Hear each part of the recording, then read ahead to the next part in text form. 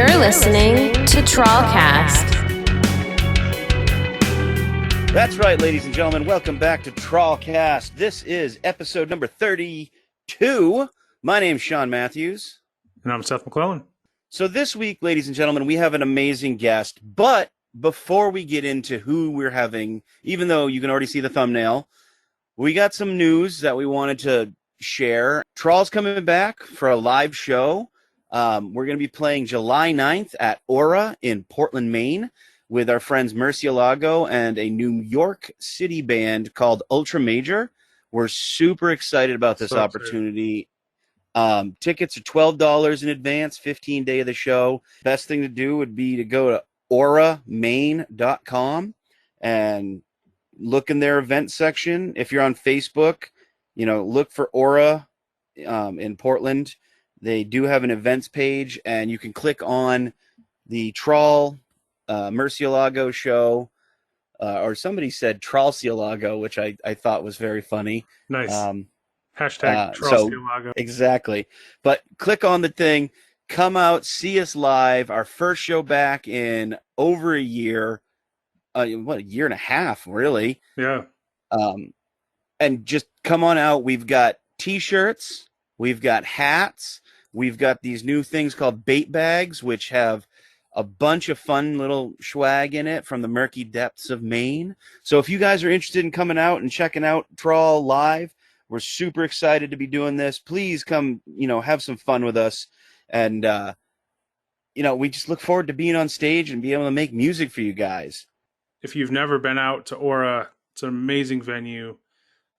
Mm-hmm. It's such a cool place to see a show, and we're really excited to be able to play there and to be able to be back after so long. So hope you guys can join us. It's going to be a blast. I'm so stoked, Seth. I'm so absolutely stoked for this, man. I can only imagine how you're feeling too. Just super excited, and honored to be able to rock with Murcielago there. Make sure you go check out those guys too. Murcielago is excellent. They've been at fantastic. It for a long time. Great rock band.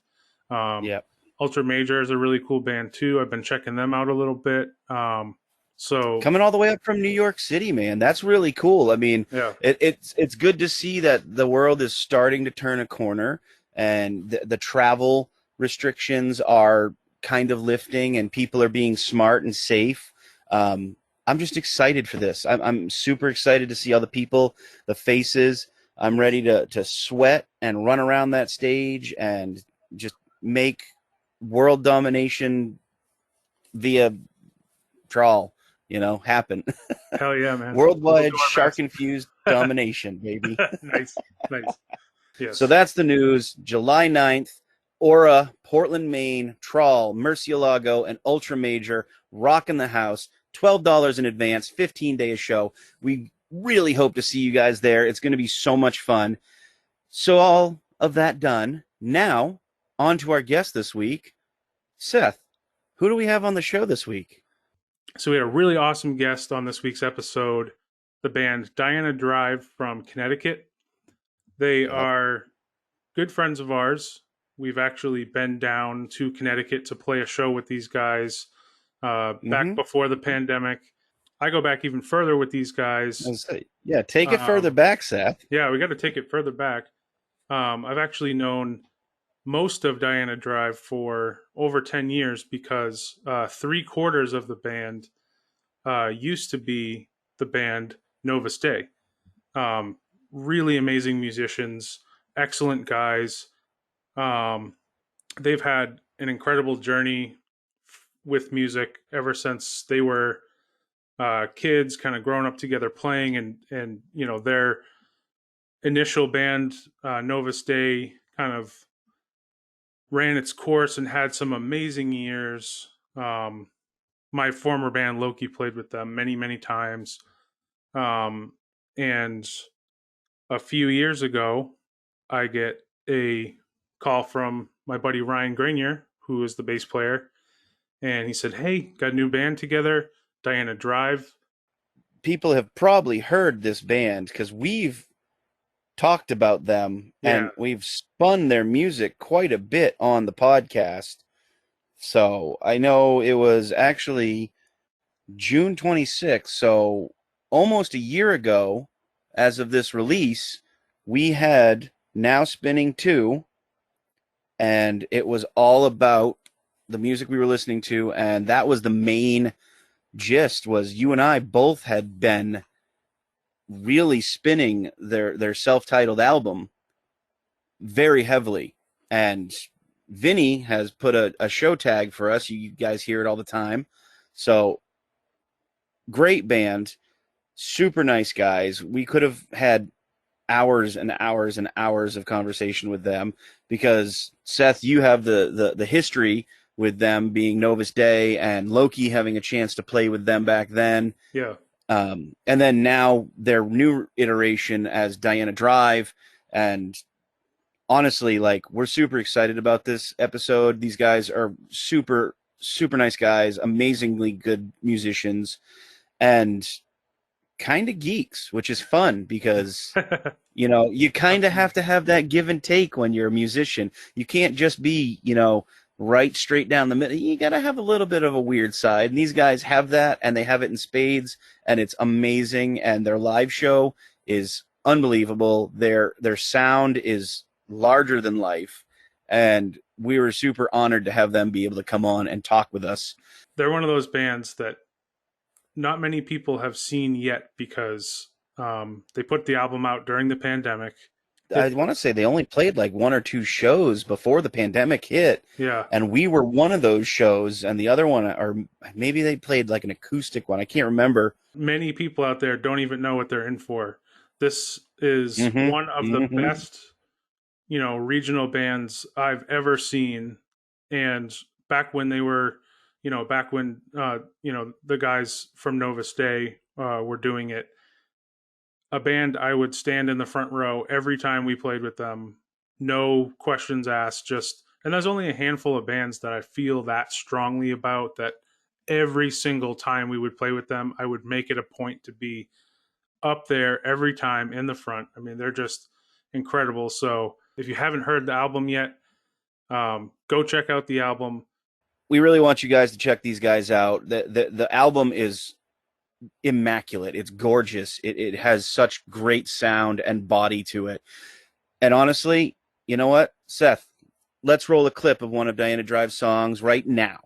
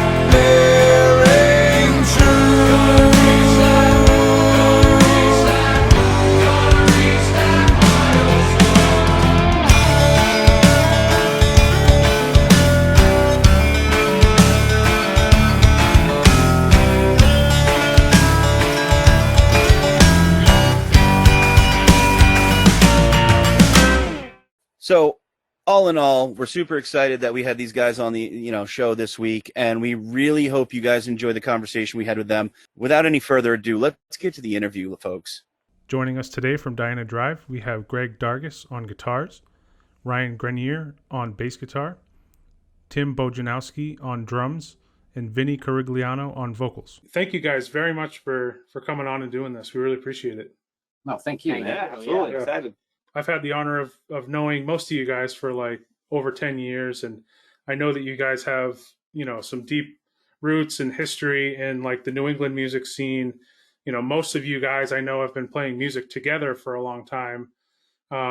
With the exception of Vinny, who I met more recently, but Sean and I with TRAWL, we got the honor to come down and rock with you guys in Connecticut, which was really awesome. But I thought it would be cool to have you guys, talk about kind of how you all met and started playing music together, and then kind of how, you went about forming Diana Drive all these years later.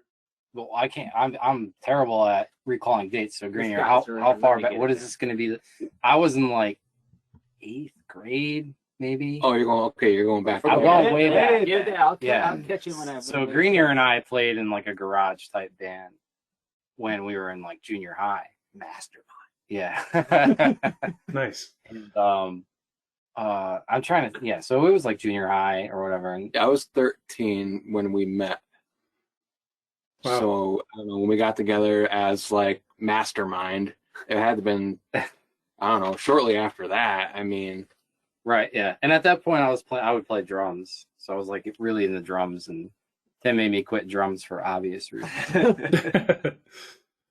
Well, yeah, we ended up eventually joining forces. Well, Greg and I were in like the same class, middle school, high school, and then it was like one talent show in high school, and we ended up.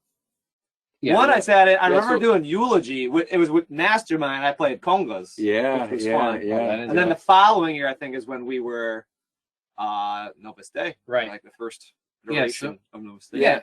Yeah. So the first iteration of Novus Day was actually with a different singer. And so he was more of a pop style, softer voice type singer. Very good, don't get me wrong. He's very good. Yeah. But it just, it wasn't what we were striving for. It wasn't what he was into, because we were playing hard rock and he was singing pop over hard rock, kind of, not to that degree, but we just basically mutually said, let's just do our own thing, and you do you, we'll do us. And that's when Ryan Thorne joined Novus Day. That was 2001. And so we did that up until 2013. It's 2:11 and I'm sitting here. With every minute that's wasted, I am still thinking of you. It's 4:11, 2 more hours wasted, and still you're on my mind. I am creating unincented to rid you from my lie. I vow I need to know. It already feels like you're gone.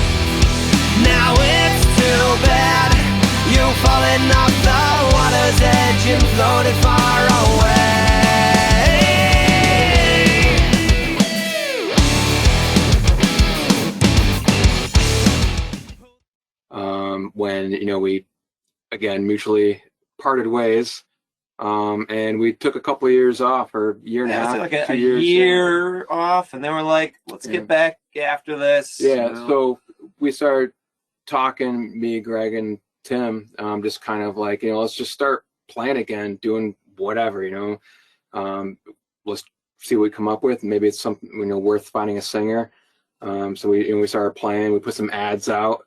I don't know how many auditions we had. Several. I mean, At least 6. Yeah, 6 in person, and we've sifted through a bunch of. Yeah, I think somebody Yeah. just had us. we sifted through so much because what we would do is we would send out some tracks without vocals, and they were roughish skeletons, but it was good enough. It was better than what they were releasing, to be honest. Yeah. To some degree. But in terms of our standard is we put a lot of time and effort. I mean, it's absolutely crazy how much effort goes into it, especially on Greg's behalf. Yeah, I'm sure your rough demos sounds better than a lot of like finished products from others. Yeah.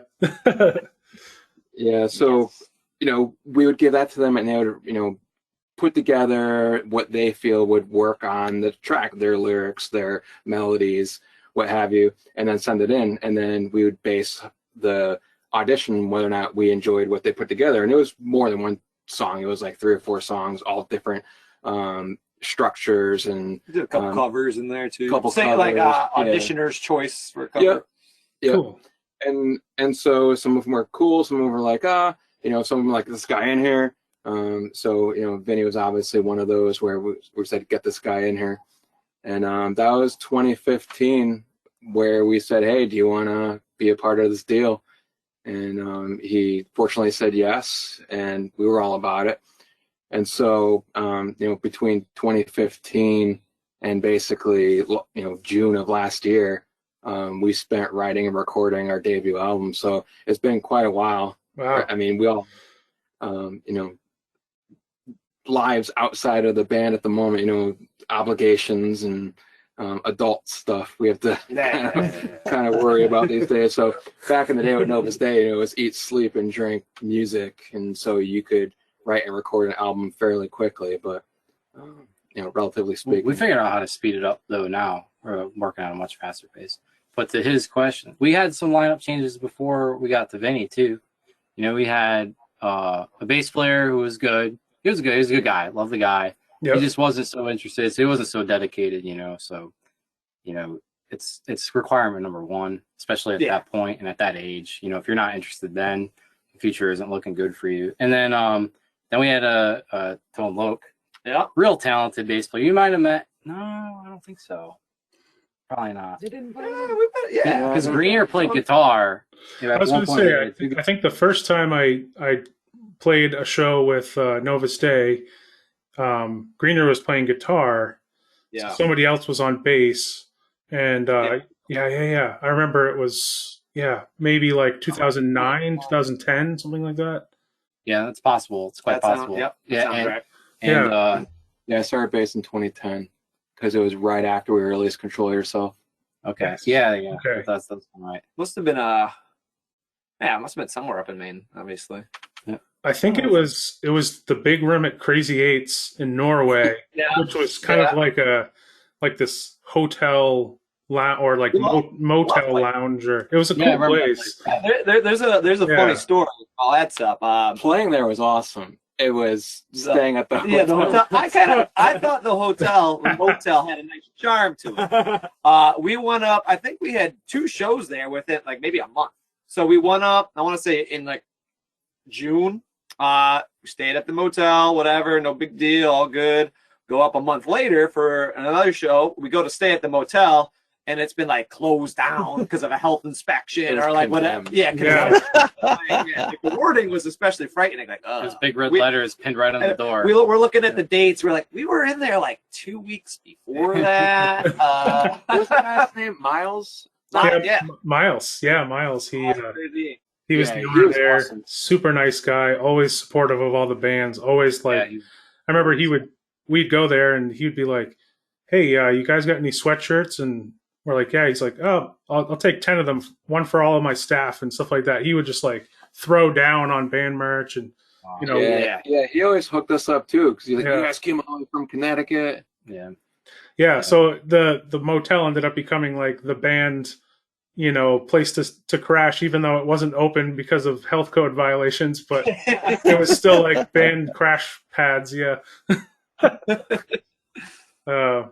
But we played a bunch of shows there with Loki back in the day, and that was always the place where if fights were going to happen, they would happen at that place. Oh man, like it rarely happened anywhere else, but for whatever reason, that crowd they would get the whiskey going and they would go crazy. Hey, what was that place? I don't think we played with you, but we saw you. I think it was in Portland somewhere, and it was actually a cool show. It was when you had the original singer for Loki. I remember you guys. It was like a taller stage because I remember like looking up hardcore, and I remember just being a cool venue though. Is it the venue you enter and then you walk down the stairs? Yeah. To the like. It probably would have been the Big Easy in Portland. I'd say Big Easy sounds like what. Yeah. Yeah, it wasn't a huge venue, but it was a really cool place to play. Yeah. Yeah, I think we might have been up there for like Gateway or something, and we were just in the area, and you happened to be playing. Because I don't think we played that show. Yeah, that could be the case. Yeah, we played there a lot back. That was like the spot for like the Friday and Saturday night rock shows in from like 2007 to 2010, 11, something like that. It was like the spot where like all the rock bands played every weekend.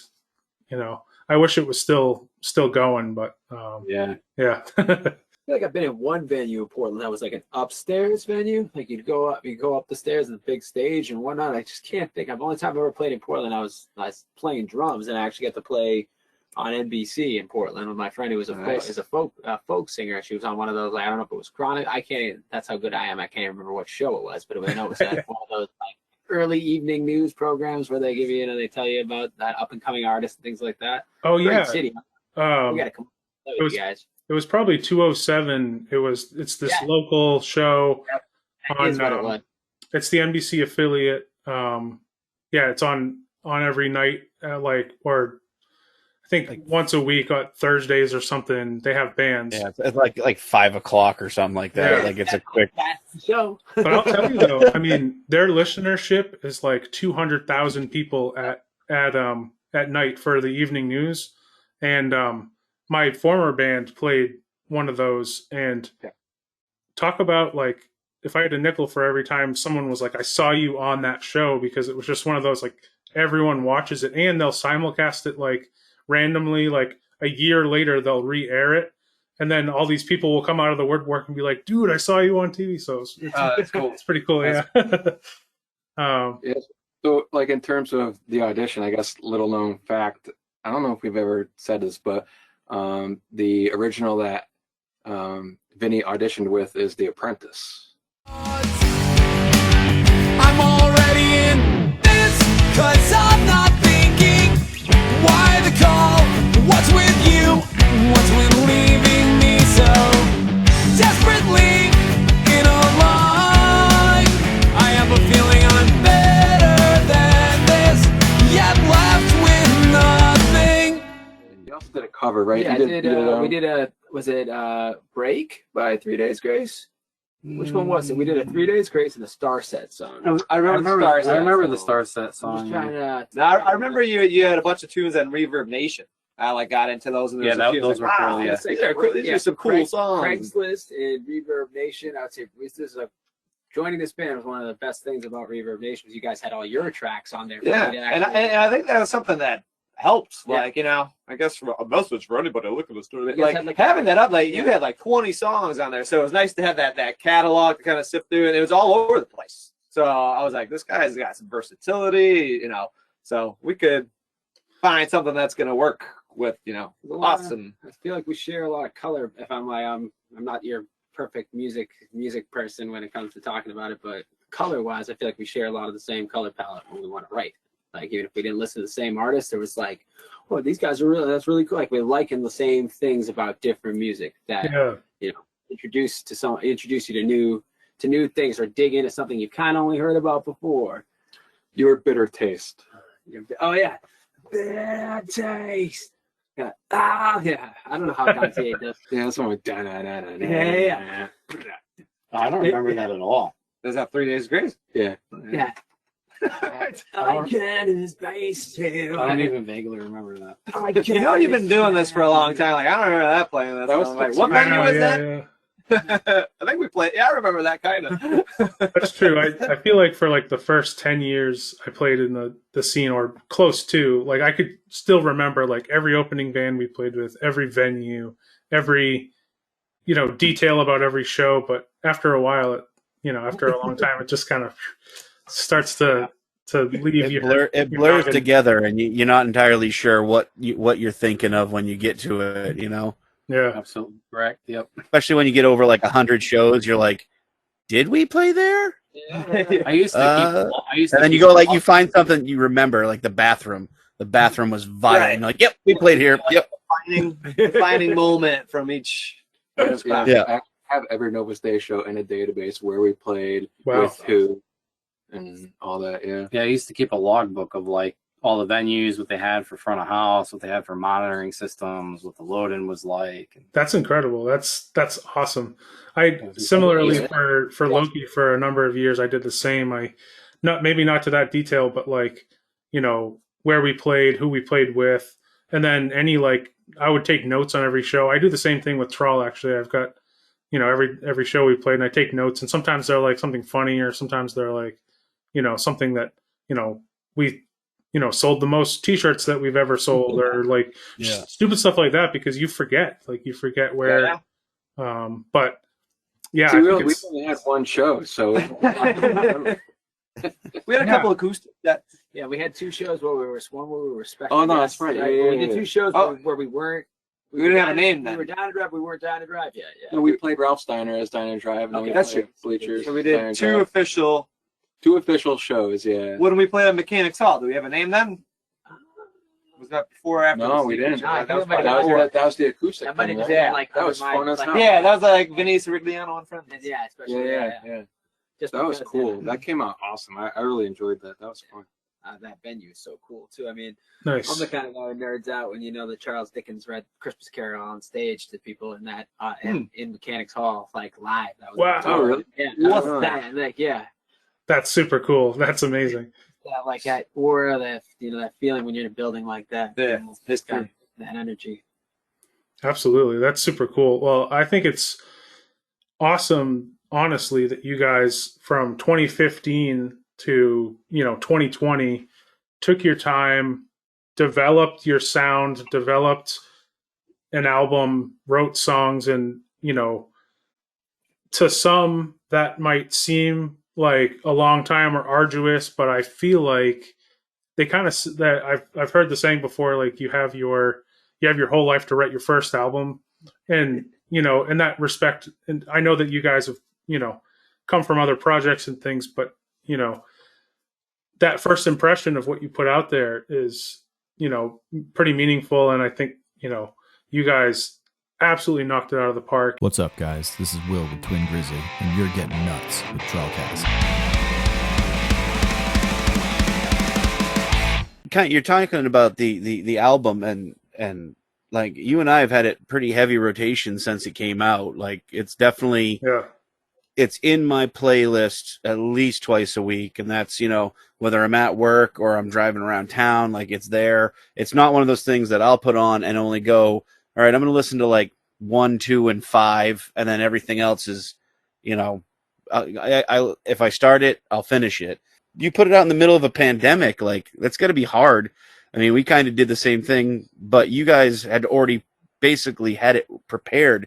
Like, how are the challenges of that? Like, you had it set, mixed, mastered, ready to rock and roll, and then all of a sudden it was like, no, you can't support this with live shows. Like, to be completely honest, it wasn't really ready, and I was just spinning my wheels on it. And the whole record, in my viewpoint, was for me more of an exploratory endeavor to see what was going to work and what wasn't going to work in this lineup. So some things worked way better than others, and while I was like trying not to force things that I felt didn't work, I just wanted to really capitalize on the things that were working at the time.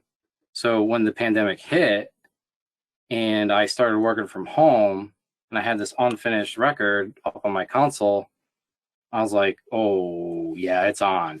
So I put my work computer on my console and like literally was like, looping mixes while I'm working, and would deviate my attention from my official work duties for a moment to make a tweak or whatever. And then after a couple weeks of that, I said, it's time, it's ready. So I stemmed it out. And yeah, I mean, that's definitely some of it, but also too, like, we pushed it off a number of times. Like, I think we were first looking at a release date like towards the end towards the end of 2018 or beginning of 2019, and we're like, well, we need more songs, or need more work, or this isn't ready, like this needs better this, better that. And I think we pushed it off several times. Like, cause I remember constantly updating the website, like, for realsies this time. Yeah. Summer before, like, we're like, there were some hardships though. So I ripped the tendon in my finger. Oh yeah, that's Oh, right. Totally yes. Yeah, I remember seeing that. rendering Yeah. my hand totally useless. So I don't know. I forget what they call that. There's a few names for it. Trigger finger, and I wish I could say it was like from a bow hunting accident, hunting in Cambodia, but Something really manly sounding. Yeah. I had a couple too many drinks one night, and I was pulling off my sock, and I just kind of did it too abruptly, and it snapped. Oh, But so I put it in a. It kind of sounds like what Jimmy Fallon did. He just kind of, when he got his ring avulsion, he basically was walking through his kitchen and he tripped and he went to put his hand down, and his wedding ring caught on his countertop or his dishwasher, and he basically pulled his finger completely, like severed all the nerves and tendons. man. So just kind of by accident. He wasn't doing anything like macho or badass. He just kind of reached out to stop himself, and his finger was like, pointed to the west. Yeah, it's not my proudest story, but it was, it was in a splint for 6 or 8 months, and then when I took it off, I had to, go to physical therapy and PT that. yeah, so that was the hang up, and I feel like life just happened to all of us at different times too. Yeah. So Plus, typically we really get together one night a week for a couple 4 hours, and that's basically that was the workflow for a little while. Yeah. I almost think the pandemic, it's great, and this is Probably sped things along. Oh yeah, this is a group where people do what they commit to. So when we were all of a sudden locked down, we were getting on Zoom, and we were like, who's going to handle this, that? We're going to get this done. And we got hyper productive. Yeah, we started making some videos, and and kind of to the address the question again. It's like instead of being able to do shows to support the new record we just dropped, we were like, all right, let's do these like live Zoom sessions. Let's do that goes back to drum and bass play it through. It's like, okay, do we sit on this until we can release and start playing shows and having like a more audience driven experience, or do we just release it now and then to Tim's point, follow it up with the online experience? So lyric videos, music videos, interviews, making ofs, how to's, playthroughs, all that kind of stuff. And we're like, let's go with that. We can just write more music. And we'll just get something out there, start getting people listening to it. And then when we do play shows, hopefully we have people come in that already know the music, and it'll just be that more impactful. Yeah, I tend to agree with that mindset, especially with your first one, to have the music out and for it to be able to soak in with people's, in people's minds for a while. Sure.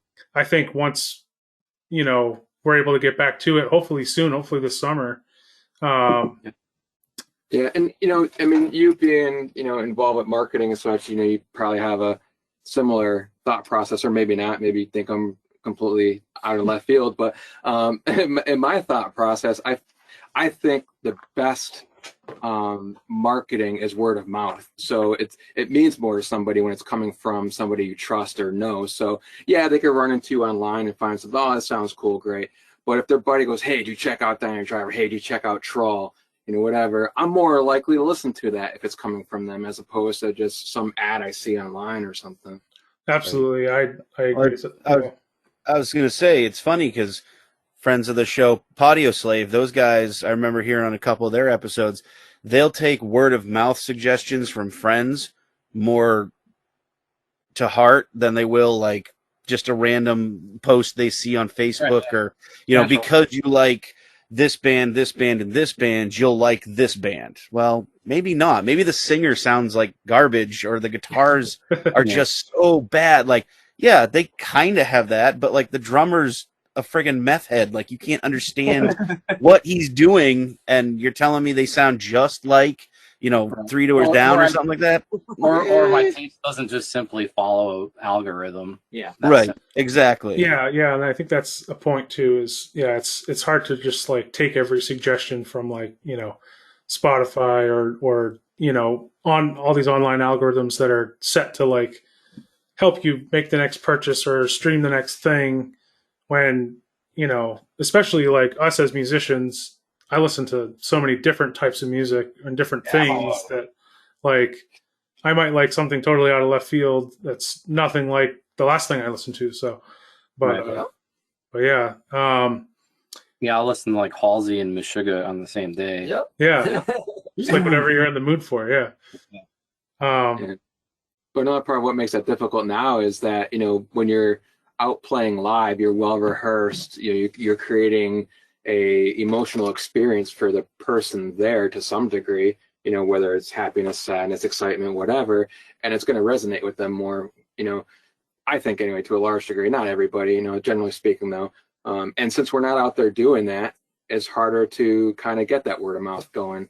It's more of somebody runs into it, or they know somebody that knows somebody, and it's a very slow. It's a much slower spread than if you're a well-tuned machine out live playing for a couple hundred people at a clip, and then they're all telling all their friends, and so it's very challenging right now.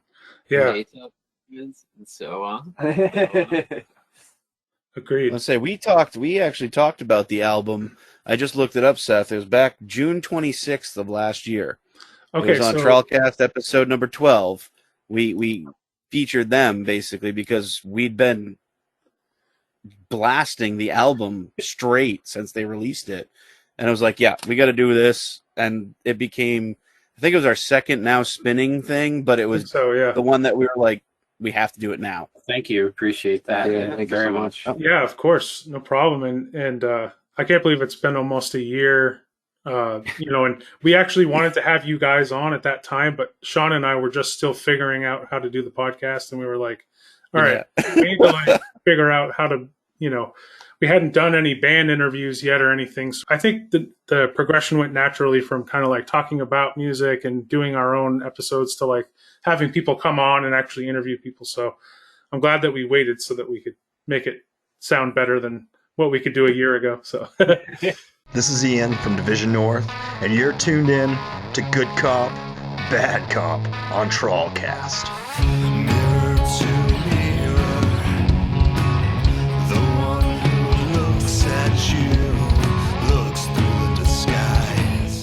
I know that pretty much everything you guys do, if not everything, is DIY, which is awesome. And I will say that, like, DIY can be a lot of things. It can be, like sometimes when you hear DIY, someone tells you, "Oh, I did everything myself." You're like, "Oh, it probably sucks." But what you guys do doesn't suck at all. It's like high caliber DIY to like the nth degree. So I'll preface by saying that, but like I just thought it'd be interesting to ask you guys, like, what's your favorite thing that you guys do DIY, or what's like the bane of your existence? What do you absolutely hate to do DIY that you wish you could like pay somebody to do?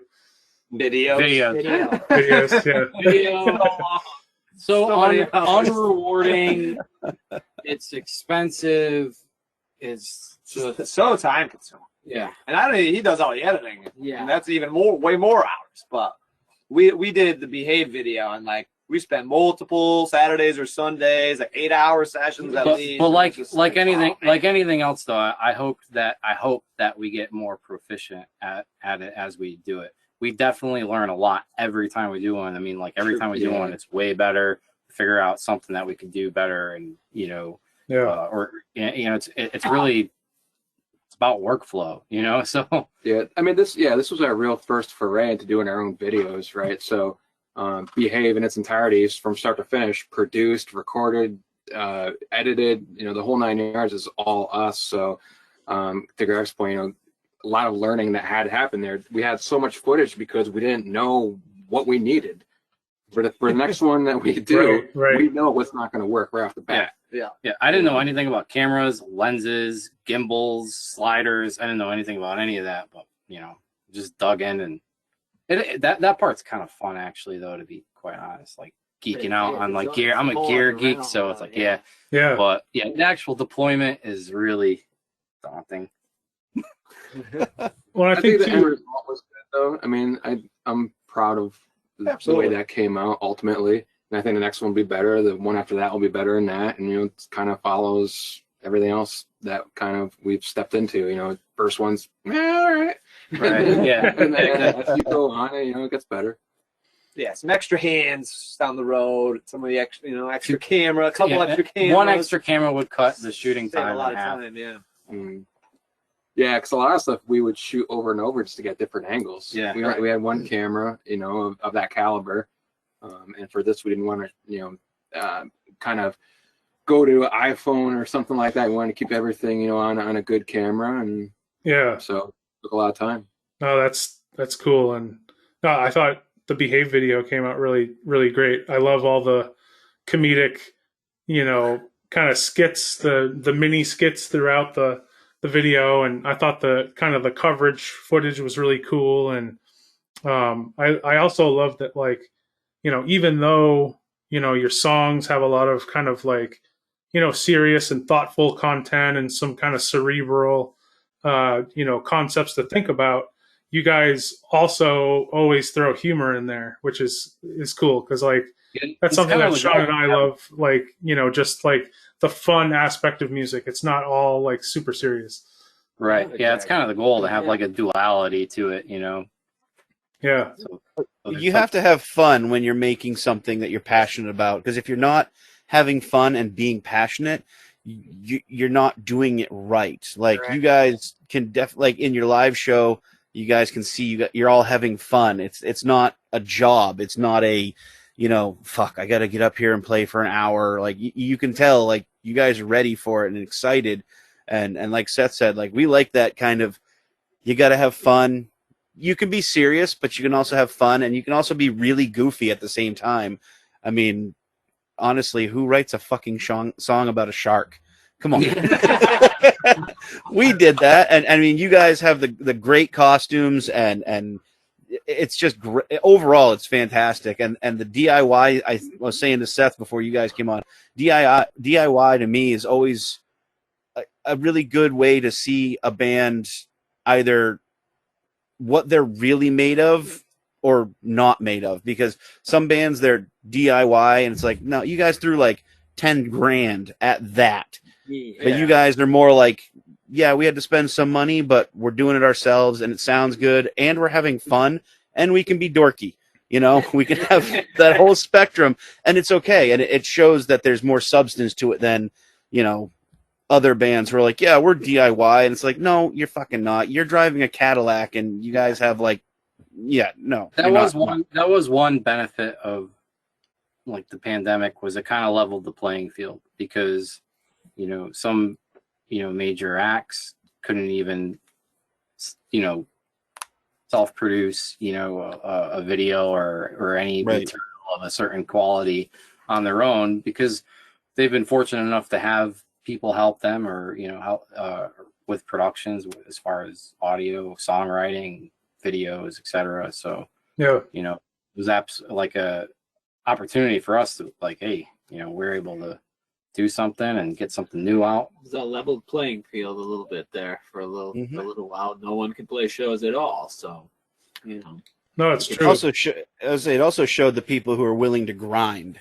A lot of these bigger acts, they're just living off of, hey, we get 2 million Spotify plays. Okay, that's, a couple $1,000 in the bank account. But the bands that are still grinding, we're still trying to put out stuff that's, good quality that people are going to want to listen to. And I think you guys definitely showed that for sure. Yeah, I think part of it too is, as you mentioned, we just released the album in the middle of a pandemic. How are you going to support this? We didn't have any other way other than release stuff every week and just try and maintain some sort of interest, where if somebody happens to fall into us, okay, you can go down a little bit of a rabbit hole right now on our YouTube page, with all the content that's there, whether it's, you just want to hear us talk or you want to actually listen to music, you kind of have both avenues there. And Right. so as of late, we've taken a little bit of a break from that constant release schedule just due to life. But we're going to get back onto that as well. And We're also in the middle of 2 productions right now. 2 heavy ones. Two big ones. Yeah. Nice. That's cool. That's really cool. Yeah, and you guys did such a fantastic job with that, during quarantine. And I remember every single week, I think it was like on like Tuesdays or Wednesdays, you guys would put out a video, and it would be like first thing on in the morning. I would be checking out, the behind the scenes Q&A and stuff. And I love all that stuff. So it definitely gave like people who are the super fan or the people who are really paying attention, like all those avenues to kind of, dive down and learn more and geek out on. So I love that. Absolutely. That's cool. That was a big goal of ours, is just like, let's keep churning out something once a week. Yeah, and it remains a goal. I mean, but like I said, we are slightly focused on. Yeah, we're working hard. Yeah, we're working real hard right now. Yes. We'll see you soon. Yes, I'm very excited. Nice. And I'm also, I love the covers that you guys have put out too. Rush, Limelight, Dance Monkey, all that. Like, you guys have done an awesome job on that stuff. And what was really great about Dance Monkey was that like everybody did it on their own at home, which was so cool. And it was definitely a first, and it came out so great. Like Tim tracked the drums at home, like mic'd his kit up, did his own production, sent the stuff over to me. Pro Tools collab. Was that Pro Tools collab? I don't know. No, I think I just said I don't think it was collab Pro yet. Tools collab is the one that crashed on. Yeah, it was. oh yeah. He's mine to the rescue. There'll be no Avid promotions here. Not a sponsor. Not a sponsor. And Greener tracked everybody tracked all their stuff at home and just sent it over in a Dropbox or whatever and put it the together. video too. Like we all recorded our own video. Yeah, the video too. So all the audio went to Greg, all the video went to me, and we put it together. And wow. What was really funny about that? I think that from conception to publish was like 2 weeks. I think it was so Dance fast. Monkey? Yeah, it was so fast. It was Meanwhile, let's do this, Behave from conception. Well, that was August. The song was conceived years and years ago.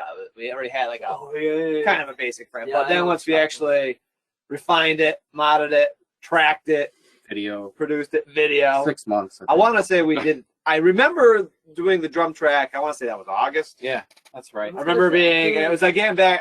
I'm a teacher, so it was like getting back to the school year. I got an email that night that pissed me off. Anyway, so I remember that association. I feel like, and then we got the video done. We were obviously there's the Christmas stuff in the background at your place and all we that. were like conceptualizing Behave. It's because Behave's like the sister, like what, cousin or sister song to Ghost Quarter. Yeah, and, it's part of the trilogy. Be Open, which you guys I believe discussed when you talked about our record, which was kind of like we should do something. So I think you guys picked up on that. You guys put a little bug in our ear. Yeah, you might have.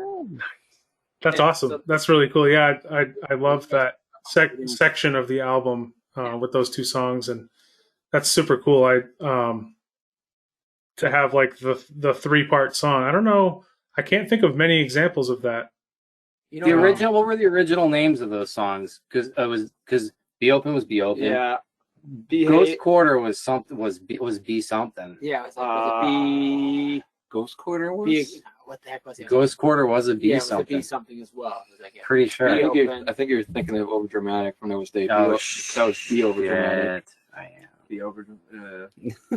Yeah, I guess I have that slightly wrong. Well, yeah, Be Open's name stuck, and yeah, it's actually named after the tuning. It's named after the tuning. Yeah, perfect. Oh. Be Open. Cool example. And I'll get back to your DIY. I'm a punk rock guy originally, which I don't think any of these guys are. Although he's got a great appreciation for some of the bands I like. Oh yeah. I would say for you guys, I would say check out Propaganda. If you've never heard of them, I think that you Yes. like them a lot. Yes. Cool. That word of mouth. Yeah, that word of mouth right there. But like I said, NoFX does. They have this album called Pump Up the Volume and a single called Pump Up the Volume. The song, like the single's not on the record, but if you listen to the 2 songs, the riffs reversed. And then they start the record, Pump Up the Volume. They go, and if there's a track that takes the riffs again, it's now for something entirely the same. That might be slick. Yeah, and they switch. There were like there's 2 vocals on that, and they switch the way they do the voice. Whoever's leading on one is leading on the other, And it's just like one of those things, like you wouldn't, if you're just a fan, you might not notice it at all. But if you're a little musician in there, it's like all of a sudden you start getting your little jollies going on there. Like, that's cool. Nice. Something, a little nugget in there. But the DIY ethics from punk rock, not pop punk scene. We're not talking Simple Plan. We're talking great bands like that. I like the old school DIY. We're talking Black Flag and Dead Kennedys and stuff like that. Like the guys who are playing, little like these cafeterias and stuff like that just to get a show. Straight up doing the DIY, like for real. Yeah. It could be a train wreck. They're out there doing it. They still do. Yeah. It's funny. I was just watching the new documentary that Dave Grohl put out about the van tours. I can't remember. Yeah. I saw something about that. Yeah. Hysterical. Yeah, he was talking about in that how Black Flag actually helped to like create sort of the touring track for a lot of rock bands and other punk bands to follow, because they like played so many tours across the US. They literally like carved the path that everyone ended up following, which is pretty crazy. Yeah. Interesting. Yeah, I thought that was fascinating. This is Craig G from Thems That Wait, and you're listening to TrawlCast with Sean and Seth. Let's take a bite out of rock. Oh, yeah. Kind of shifting gears here a little bit. The word geek has been thrown out quite a bit in the last however long we've been recording this now. And Seth and I are huge Magic the Gathering geeks. Nice. And we know you guys are too. So we just kind of wanted to know, like, what's your favorite color? Which mana is yours and why? Well, this will be more of a Ryan and I thing here. Although these guys, Greg's got. I have one statement. Yeah, one statement about Magic the Gathering. I'm undefeated. What's your deck? Tell me your deck. Yeah, what's your Pestilence? It was a Pestilence. So I played once while someone was showing me, and I won, and I retired. And that's it. Smart.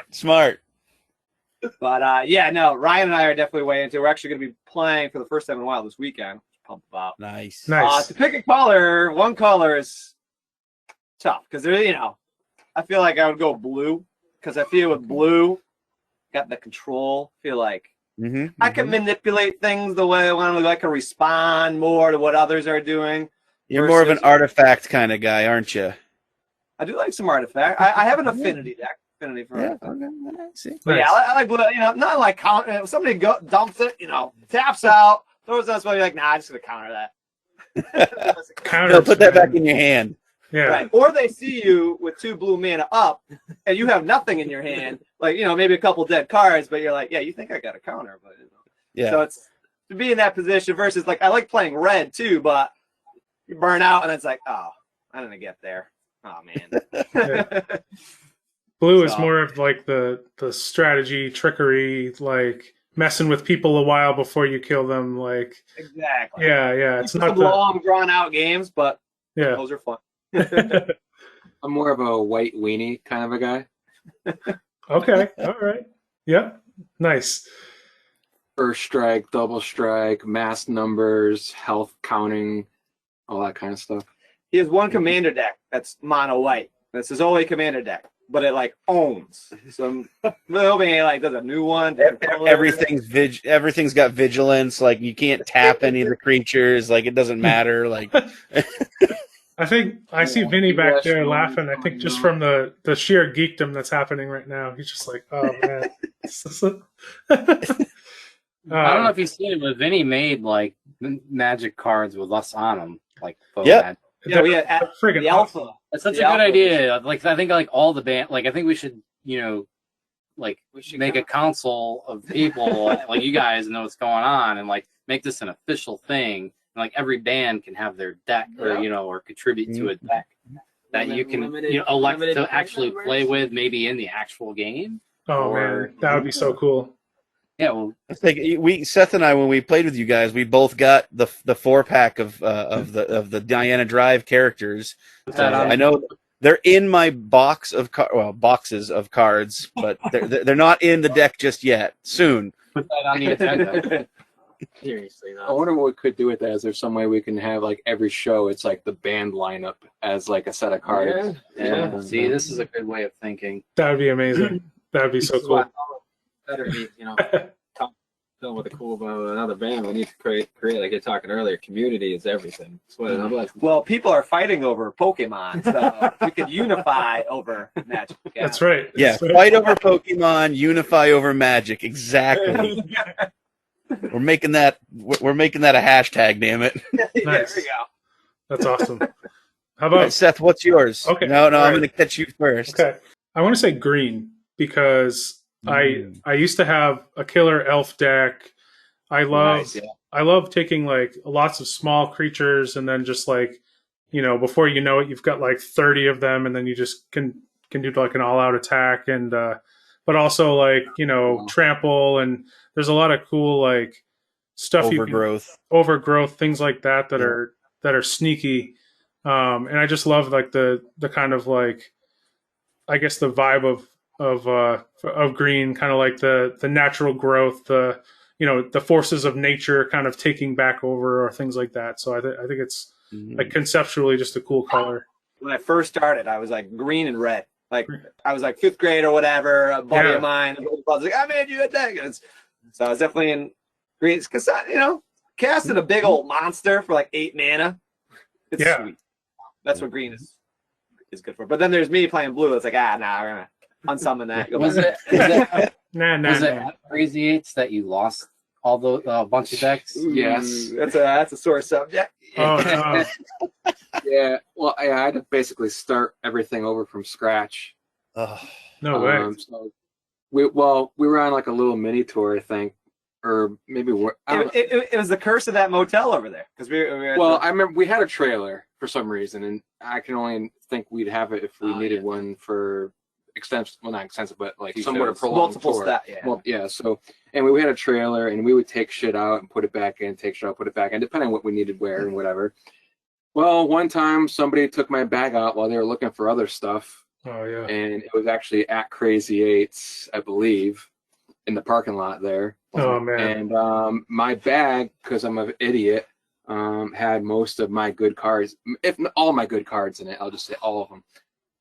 And so we left, and I guess where it was placed on the actual hitch. Yeah, I think that's where the person who placed them in.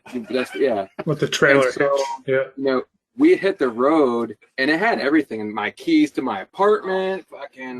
Man. And so I realized once we get to Greg's house, and I'm like looking for 6 hours away.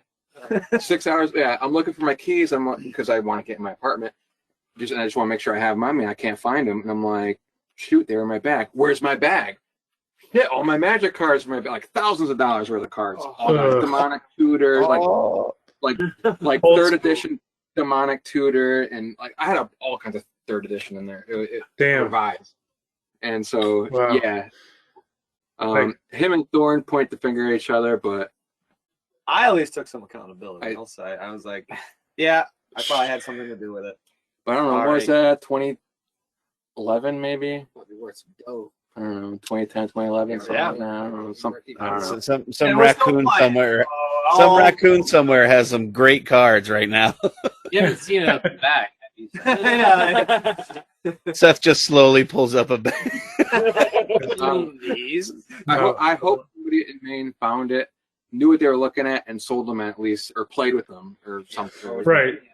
For their intended purpose, and it wasn't just like a rainstorm or somebody just throws it out or whatever. But yeah, wow, that's crazy. So have you kind of rebuilt since then? Yeah. Well, I forgot what it was. It was you and maybe Thorner, maybe not. Somebody pitched in and got me. So your birthday was shortly after. I took the initiative. I'm trying to dig myself out here, but now we're like, all right, coming up. I think that was your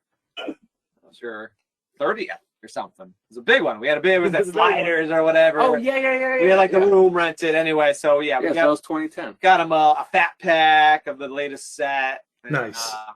got the rebuild started, and Yeah, so after that, because I had quit for a while, I'm like, I ain't fucking rebuilding this, I'm done.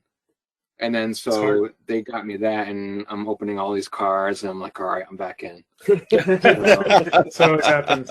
I've gotten pulled back in 2 or 3 times over the years. Like I played as a kid up through high school, and we actually started a Magic club at my high school, and like I think they're still doing it. Like we started this thing in like 99, 2000, something like that. And I'm pretty sure like there's still a group of kids like staying after school on a Wednesday playing Magic, which is pretty cool. Awesome. Yeah, and we'd like call on the pay phone after school, like, Mom, come pick me up, after Magic Club, Mom, this green deck kicked my ass. Pick me up. Yeah, but that's cool though. So much fun though. And then like a few times over the years, like different work friends I've had, played. So like I would get back in, get a couple decks, and then like go back and forth. And Sean and I recently have been talking about it because both of us kind of have a few cards still kicking around, so we're considering starting a few. So Sean, I'll kick it over to you. So talk about your collection and what's your favorite color. So my collection is, I think I have 7 like long card boxes, like full, and then I think there's a baby wipes container that basically is just mana. Like I'd have to go look at it. It's like a normal the hard case baby wipes thing, but it's just overflowing with fucking. I'm pretty sure it's just mana cards. Seth, you could probably already I have 2 favorite colors, and I usually use them combined. But my favorite deck is, and you probably already can guess this, Seth. It's a rats deck. Okay, literally black. I have like just a gorgeous rats deck, and I've lost twice using it, and both times to my relentless rats. Right, yeah, you play an unlimited amount of them. Like this, the one card you play more than 4, you can play it. So you just you just sit there and be like, yeah. So there's that, but I usually go blue black, like a nice combination of blue black to really piss people off. Nice, because like you were saying, oh, that's a really nice wizard you got there. It's a shame he's got to go back to your deck, or he's got to go halfway in your dead pile. It's like, what the fuck? And then you just start pulling out rats or zombies, and you're like, take it all. And then they're like, I'm gonna counter that. No, I'm gonna counter your counter. Fuck you. Keep taking all these fucking cards. So yeah, 2 minutes to keep it on standby because he's gonna get an O-ring. So if he has a counter spell, he's kissing something goodbye. Yeah. I said years ago, I bought Kara, my girl. I bought her a Sarah Angel that was like a first edition, like it's one of the first ones that they had, and it cost me like $80. Yeah. And it was like it's like graded in a hard case. Like she still plays it, so I know when it's coming up in the deck because there's this big plastic thing. She's like, I'm like, I wonder what that is. I'm fucked. Like I can't beat that card, so just fucking play it so we can end the game. You're like shuffling with that on top, and it's like, oh, yeah. She'll shuffle all the cards and then just kind of slide it in. It's like, okay, so I got at least 4 turns before I'm gonna eat shit. Okay, thanks. I think it's such a good game though, because like you said, you could play it, super young, all the way to our ages now. It kind of meets you where the intersection of your intelligence, knowledge, and experiences, and it's like, well, I guess and financial backing because it depends on crazy cards. But you take a bunch of common cards and put it in one person's hands and puts it in another person's hands. It could be an entirely different deck. I mean, it's just true. It's a lot of strategy. Yeah. I do like the fact that, like you were saying, it's ageless. Like I have an 8-year-old and a 16-year-old. They both have their own decks. They both love trying to figure. Like the youngest just kind of plays. How, it's kind of like you gave him the controller, but you didn't plug it in. It's kind of the same thing. I'll let him, beat me a few times. He'll play. I think he's got a green deck, and he'll sit there and he just throws stuff down. I'm like, yeah, okay. And I could try to explain it to him, but he just wants to throw the big monsters down and all this stuff. I'm like, okay, buddy. Yep, you won. dumbass. Like, and the 16-year-old's getting it, and he likes playing. I think he's got a red white deck that's pretty mean, and yeah, he likes playing. We don't do it that often, but when it's time, like the boxes will all come out, and then you'll see the kids run to their room and they bring out their little boxes, and it's like, all right, let's do this. And we'll have battle royales with, like, you know, me and the oldest will play, and then my lady and the youngest will play, and we're sitting there just playing each other, and it's such a fun game. It is. And it brings people together, you know. Sure. Or drives them apart. There's that too. Yeah. It's fun because, you know, another good thing about it too is like you actually get we were playing over Zoom for a little while, which did kind of work. But typically you're getting around the table, you're there in the moment, in person. Yep. You're not all on your phones. Yeah, Sure. have a couple beers, eat some pizza, and just, you know. Yeah, we were playing over Zoom for a bit, so we'd have two cameras. We'd have one on us and then one on pointing down at our deck, you know, what's on the board. That's genius. So Right. there'd be three of us on there, and we would just play over Zoom. Nice. That's a great Worked out idea. all right. You know, we made Wasn't pandemic bad. cards. Yeah, We started doing like every Thursday. Yeah, we We're made like, it. we got this night phrase. Let's do a little Zoom session, Zoom chat, you know? Yeah. I think, like, for us, we took some time off, like, in terms of, like, isolation. I don't think it was that long. Yeah, maybe a couple weeks. We're like, all right, Let's see what's going on here. yeah, kind let's of a feel it. thing. Because, you know, it was initially, it was like, you know, 10 days to flatten the curve, 2 weeks to flatten the curve. So we're like, this might be a short-term thing. And little did we know at the time. You guys are some of the only people I saw outside of like regular, like the family or going to work. That's it. It was like, Yeah, I didn't go anywhere except for here. Yeah, that's why. That's how it was kind of like, and you know, just keep it simple. It's really not much different. Hey, how's it going, everybody? This is Shell from the band Stillborn Condition, and you are listening to the TrawlCast.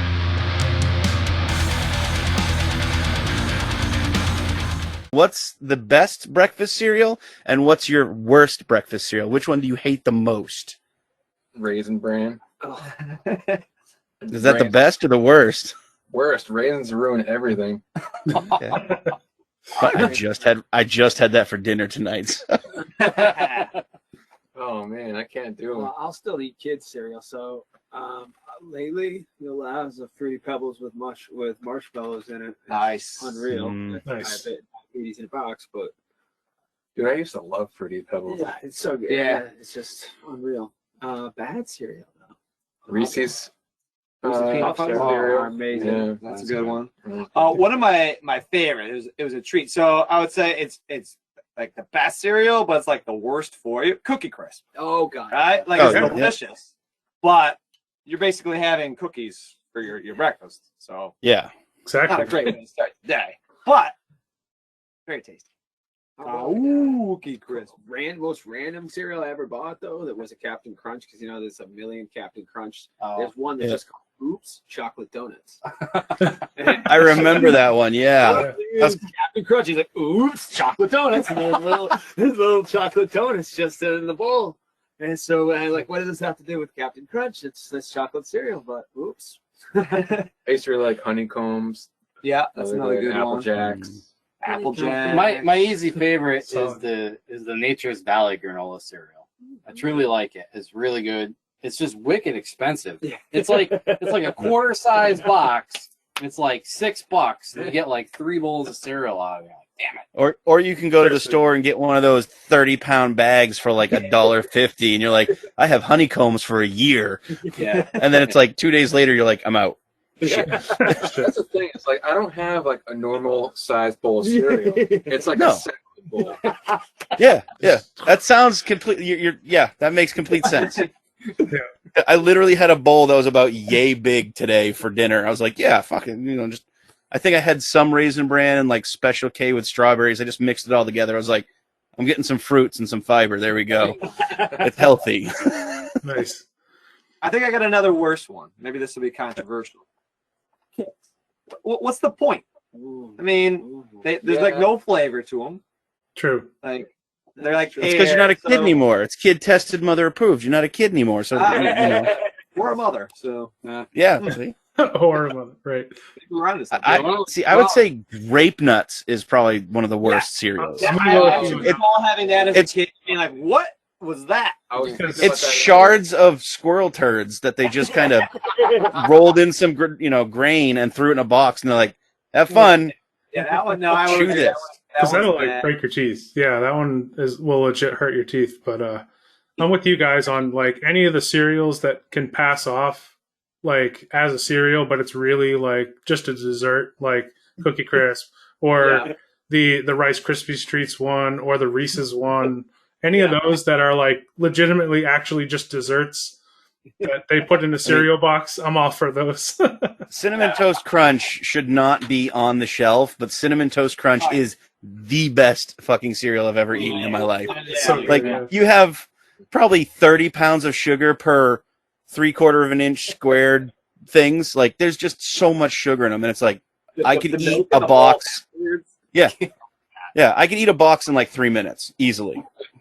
Yeah, I remember as a kid, like, my parents didn't have a whole lot of money, so we didn't get Fruit Loops. We got Fruitios. Yeah, me too. Yeah. Store brand shit. Yeah, all that kind of stuff. And, it's not, it's the same. It's not the same. It's not the same. Man, it's not the same.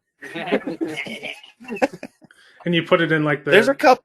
the secondary box without the label, so it's just like it's just in that like container, like that Tupperware thing.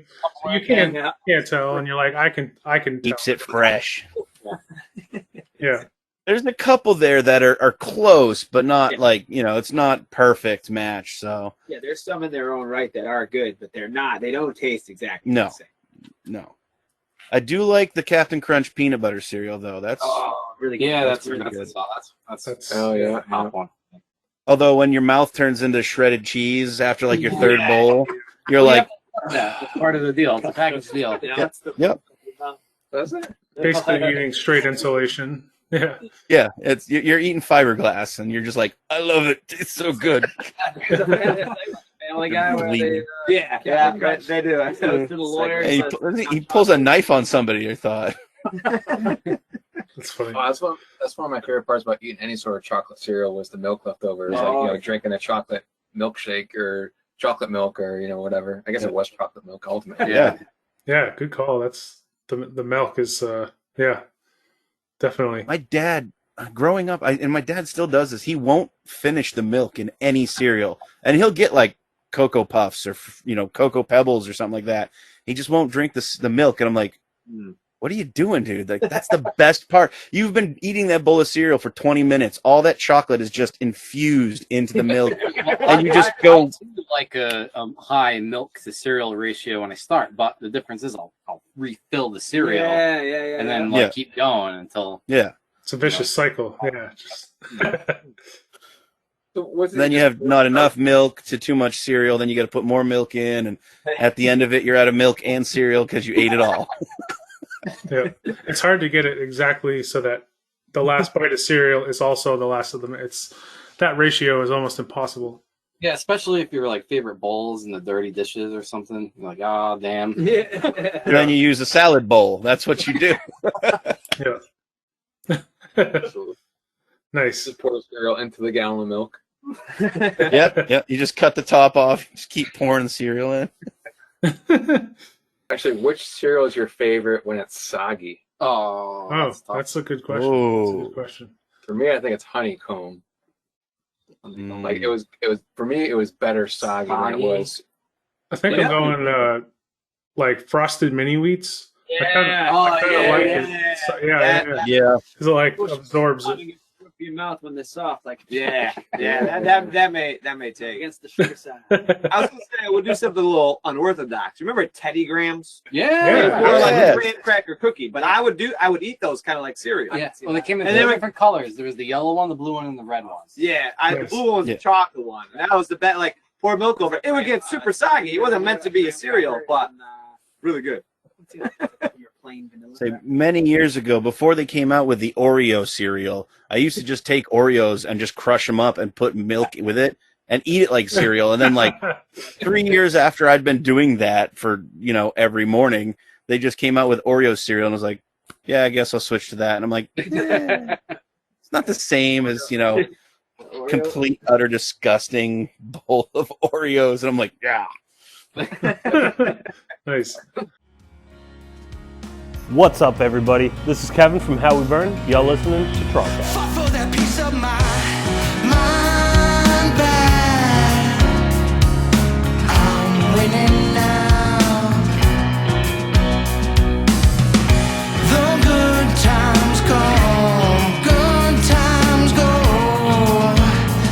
That's why we're living now. You guys kind of made a reference to the fact that you guys are working on some new stuff. You know, what's cooking in the camp for you guys? What are you guys excited about, or are there any things that we should kind of like look out for this year that you guys can talk about? Or Well, there's 2 songs we're working on right now, and it's kind of going to be like the cap on production, and at least in my mind, for a little bit, because we got to focus up on the live show, because we got to get out there and you know, promote what we have already. But we're currently working on one original and one Cover. I don't want to say the word cover. It's like a remake. We're doing a remake. Well, we want to be careful saying remake too, because Our own rendition? there was nothing wrong with it. Yeah, We're right. just reimagining? A modernization. Yeah. You won't be surprised by the pick at all. I don't believe. It follows somewhat of a theme we've established. Does it have to be a secret, really? No, I wouldn't think for this. I think we could. If somebody should listen to this to know what Like, the secret know what's is. coming, man. So Right? it could be out there, but you got to do your research. Yeah. So we're doing a version of Tom Sawyer, nice, awesome, and wow, it's challenging because the original is so great. yeah, But we had such success with doing a cover of Limelight, which was like a straight up cover version of that. Yeah, that was meant to be like. And it went real smooth. Tea. And everybody like that was like our most played, our most watched, you know, production. We're like, really? Okay, well, let's feed that fire. So you know, we're taking Tom Sawyer and just kind of Giving it some heaviness. giving it some juice, giving it a lot of juice. Some juice, yeah. I'm so excited for that. That's awesome. Yeah, Very like cool. it's, you know what you're listening to when you're listening to it. You know, it's not like to Tim's point. It's not a rework. You know, you know it's Rush. You know it's Tom Sawyer. But at the same time, it's, you know, to Greg's point, it's modernized. It's, to Vinny's point, it's reimagined. It's something new, current for the times. It kind of matches what we're doing with our other songs. It'll introduce that band to like a whole nother generation. You know, it'll, in my mind, it keeps it going. You know. That's So, super I mean, cool. I'm of course biased, but I think it comes across as respectful. Yes. There will be haters, I'm sure. Some people will hate it. Oh, yeah. Rush fans are crazy. Yeah. Being one of them myself. It's So just- that's interesting, though. Yeah, I know what you mean, because you know, any band with a really really rabid fan base like Rush or like Tool are, you know, there's the purists that are like, I want to hear, if it is a cover, I want to hear it verbatim.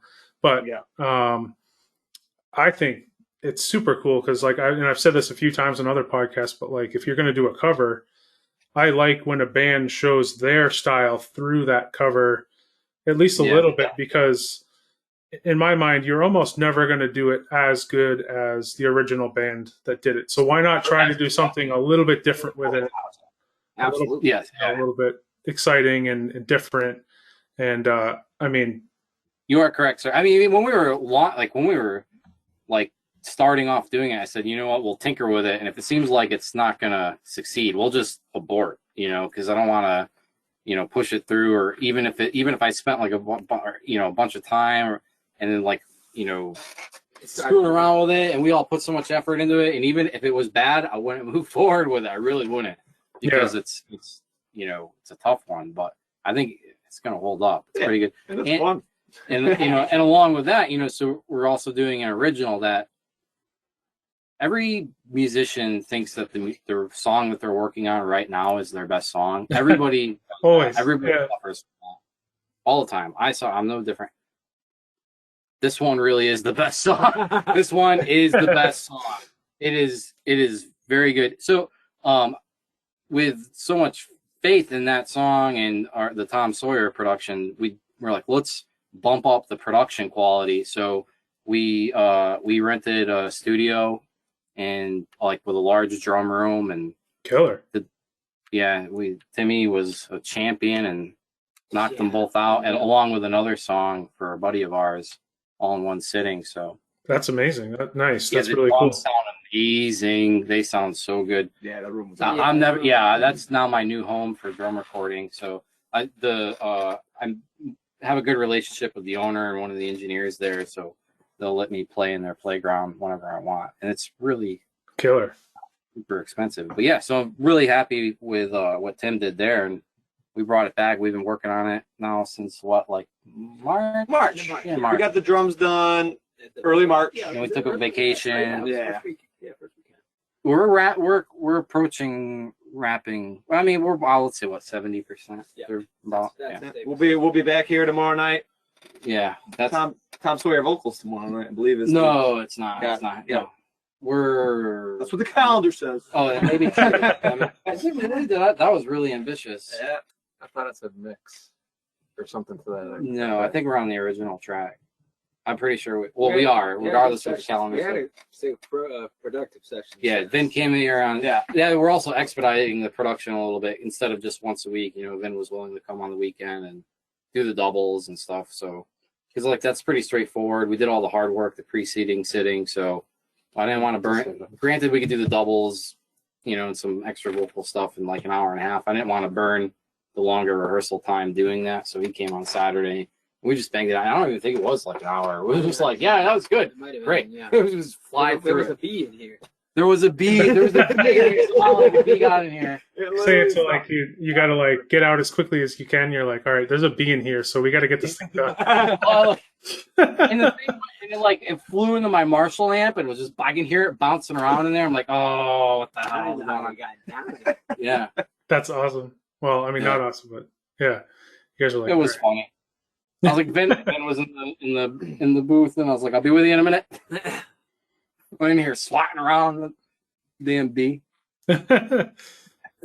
Very cool, guys. That's so cool to hear. You know, the record's tremendous. For anyone out there listening, if you haven't heard the Diana Drive album, go out there and listen to it. It's on Spotify. It's on all the major streaming channels. Also, check out their YouTube channel. They've got a couple covers up there. They've got a new single beyond the album called Behave, and they've got new stuff in the works. So they've got a lot to check out. That's what I love. There's all kinds of cool content to check out. So make sure you go and give these guys a listen. Well, thank you guys so much for coming on. This was a lot of fun. Just cool to reconnect with you guys and actually get to talk. And I know a lot of times, like even at shows, it's hard because it's loud. You know, I know when we came down to Connecticut, we wanted to chat with you guys more. But once kind of things get going, it's like it's loud. So it's awesome. You're off. We're getting ready to go on.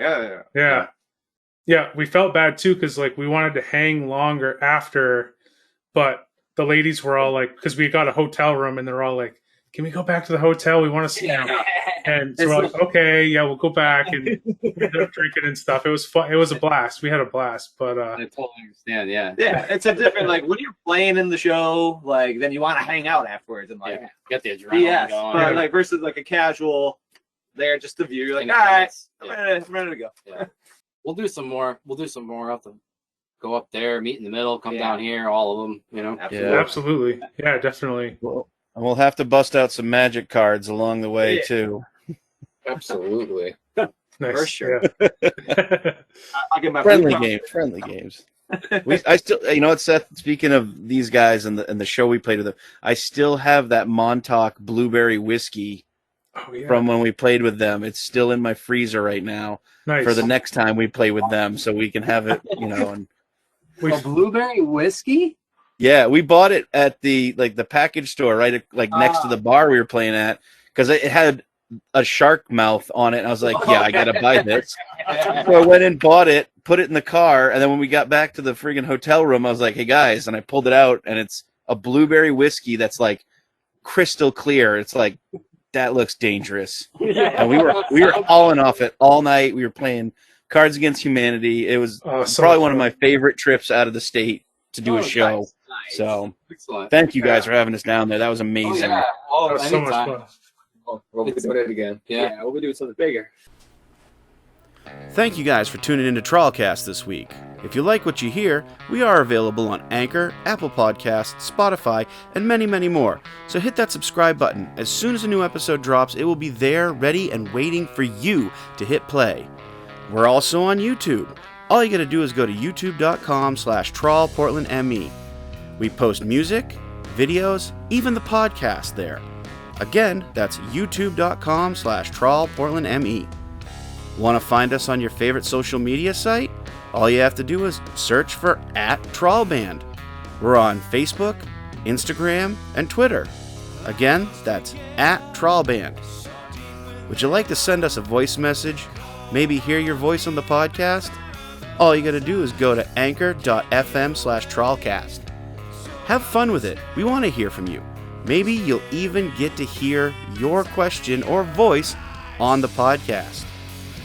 Want to get yourself a sweet sticker pack from Trawl and TrawlCast?